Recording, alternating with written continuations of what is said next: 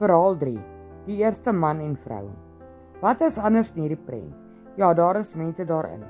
Hulle is die eerste man en vrou. Wie het hulle gemaak? Dit was God. Weet jy wat sy naam is? Dit is Jehovah. En die man en vrou is Adam en Eva genoem. Hoe het Jehovah God vir Adam gemaak?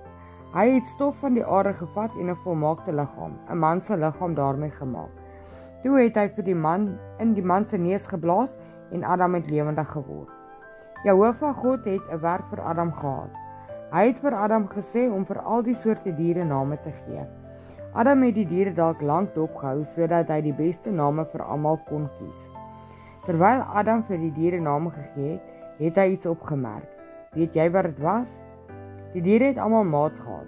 Daar was pappa olifante en mamma olifante en daar was pappa leeu's en mamma leeu's.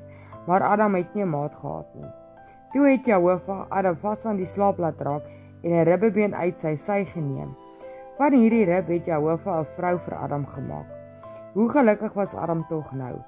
En dink net hoe gelukkig Eva moes gewees het omdat sy in so 'n pragtige tuin kon lewe. Nou kon hulle kinders hê en gelukkig saamlewe. Jehovah wou hê dat Adam en Eva vir ewig moes lewe. Hy wou hê dat hulle die hele aarde so mooi soos die tuin van Eden moes maak.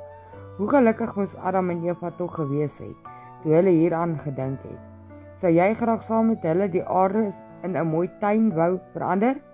Maar Adam en Eva se geluk het nie so lank geduur nie. Kom ons vind uit hoekom nie.